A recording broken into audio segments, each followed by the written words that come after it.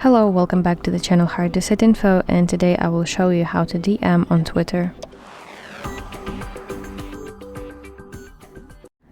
Before we start, I need to mention one important thing, that you can only DM people who follow you on X or who have their DMs open to everyone. Okay, so let's open X application on my phone, and in the bottom right corner of my screen I have to tap this letter icon, and that's your messages section.